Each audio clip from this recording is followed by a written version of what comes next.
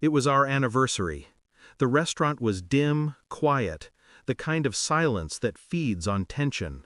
She didn't bother with pleasantries, just tossed a stack of papers across the table like they were crumbs. "Sign them," she said. "I'm done with you. He's better."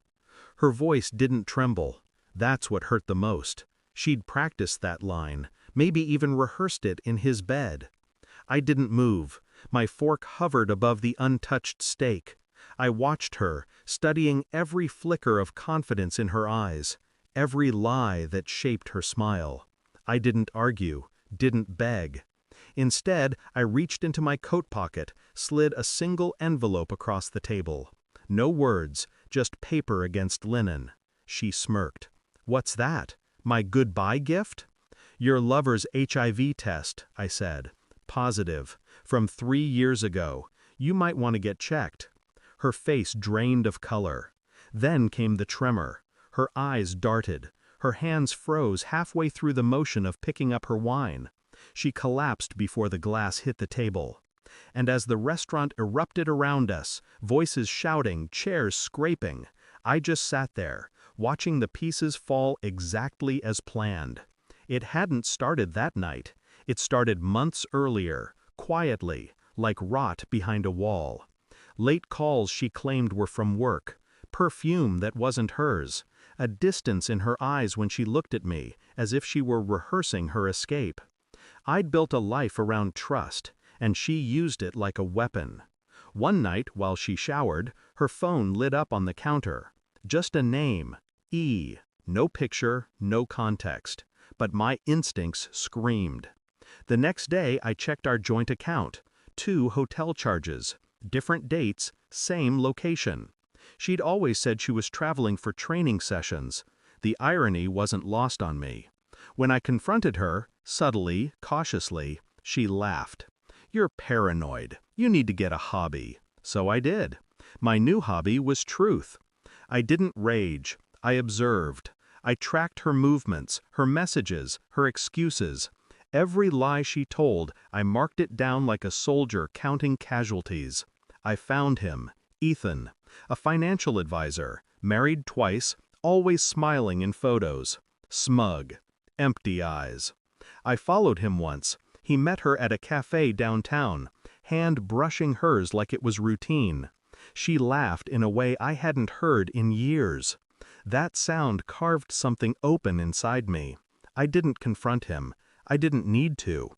I already knew the truth. But truth wasn't enough. I needed proof that would burn. A friend of mine from med school owed me a favor, a quiet one.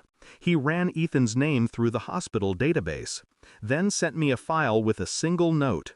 "You'll want to sit down for this." Positive. 3 years, untreated. My hands didn't shake when I read it.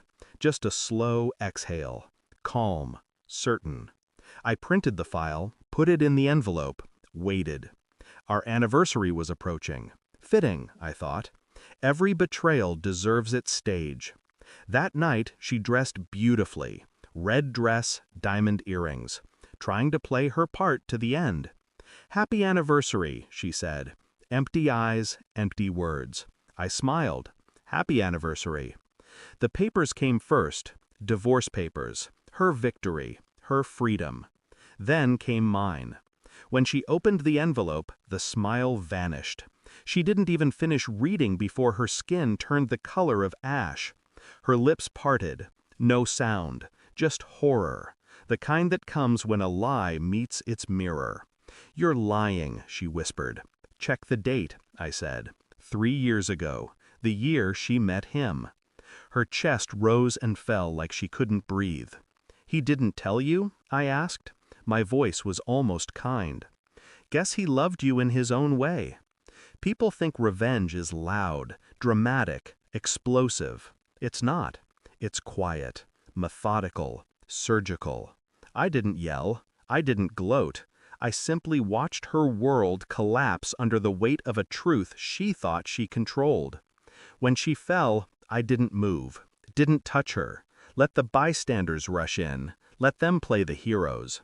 She reached for me once, hand trembling, eyes wet, with something that looked like regret, or maybe fear. I didn't take her hand. For the first time in years, I felt clean. They said she survived. I didn't visit. Her lover disappeared, vanished into the same silence he came from. I moved out a week later. Left the house, the memories, the ghosts. There was no satisfaction, just stillness, the kind that follows a storm once it's done tearing everything apart. I see things differently now. Love, loyalty, truth. They're not gifts, they're currencies. And once spent, they don't return. Sometimes I think about her face when she realized it was over. Not just us, but everything she believed she was in control of. It wasn't hatred I felt, not anymore. It was something colder. Freedom. I didn't ruin her life. I just handed her the truth and watched it finish the job. Thanks for watching. Don't forget to like, share, and comment. Subscribe now to Cheating Stories Insight World for more amazing stories.